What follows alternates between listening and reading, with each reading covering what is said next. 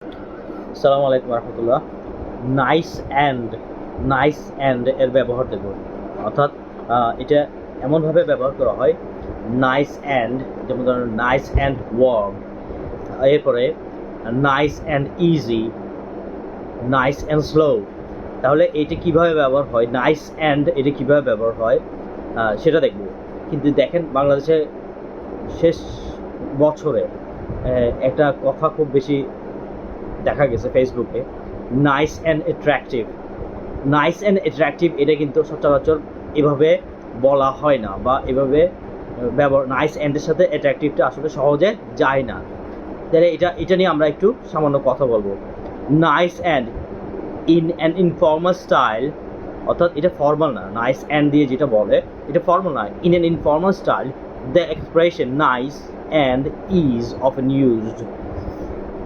Nice and এটা কীভাবে হয়? Often used before another adjective or an adverb, অর্থাৎ নাইস অ্যান্ডটা আরেকটা কোনো অ্যাডজেক্টিভ অথবা অ্যাডভার্বের আগে বসে, যেমন নাইস অ্যান্ড ওয়ার্ম, তাহলে কি adjective, nice and warm the adjective, nice and warm এইভাবে বসে। It means something like pleasantly or suitably, মানে অর্থাৎ যেটা কি আসলে জিনিসটা ভালো, আরামদায়ক বা মানে গ্রহণযোগ্য, এই টাইপের বোঝাতেই নাইস অ্যান্ড দিয়ে যে অ্যাডজেক্টিভ বা অ্যাডভার্ব ইউজ হয় সেটা বলা হয়।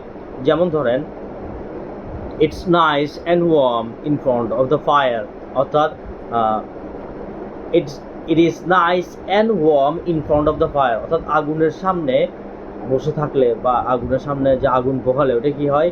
Nice and worm. Nice and worm মানে প্লিজেন্টলি ওয়ার্ম, অর্থাৎ এটাকে আরামদায়ক গরম। নাইস অ্যান্ড ওয়ার্ম, তাহলে ইট is nice and warm in front of the fire, তাহলে আগুনের সামনে আমরা বলতে পারি ইট is nice and warm in front of the fire, অর্থাৎ আগুনের সামনে এটা কি মানে প্লিজেন্টলি আরামদায়ক, প্লিজেন্টলি worm.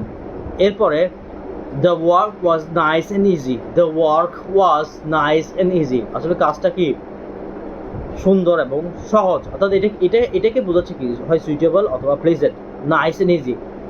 The work was nice and easy. এরপর আরেকটা সেন্টেন্সের উদাহরণ হচ্ছে নাও জাস্ট পুট ইউর গান ডাউন নাইস অ্যান্ড স্লো, তো পুলিশ তাহলে অপরাধীকে বলছে নাও জাস্ট পুট ইউর গান ডাউন, তো তোমার বন্দুকটা নিচে নামে রাখো, নাইস অ্যান্ড স্লো মানে সুন্দরভাবে, আস্তে আস্তে সুন্দরভাবে নিচে নামে রাখো। তাহলে nice and slow, nice and দিয়ে আরেকটা কি হলো? Nice and slow. এইটা কি তাহলে নাও জাস্ট পুট ইউর গান down, nice and slow, just put your গান ডাউন নাইস অ্যান্ড স্লো, তাহলে নাইস এন্ডের পরে আরেকটা যে দেখলাম স্লো, হইল না? এরপরে আমরা যেটা দেখছি নাইস অ্যান্ড অ্যাট্রাকটিভ যেটা বলে, এটা আসলে সচরাচর ইংরেজিতে এই ধরনের বলা হয় না। এটা ভুল তা না, তবে এটা সৌন্দর্য নষ্ট হয় এবং এটা ন্যাচারাল ইংলিশ না। নাইস অ্যান্ড অ্যাট্রাকটিভ না, beautiful and attractive, elegant and attractive, এইভাবে এই দুইটা খুব বেশি যায়। অ্যাট্রাকটিভের সাথে নাইস অ্যান্ড অ্যাট্রাকটিভ হয় না, তাহলে কি বিউটিফুল অ্যান্ড অ্যাট্রাকটিভ হয়। তাহলে অ্যাট্রাকটিভের সাথে নাইস অ্যান্ড অ্যাট্রাকটিভ হবে না, বিউটিফুল অ্যান্ড অ্যাট্রাকটিভ অথবা এলিগেন্ট অ্যান্ড অ্যাট্রাকটিভ। আসসালামু আলাইকুম ওয়া রাহমাতুল্লাহ।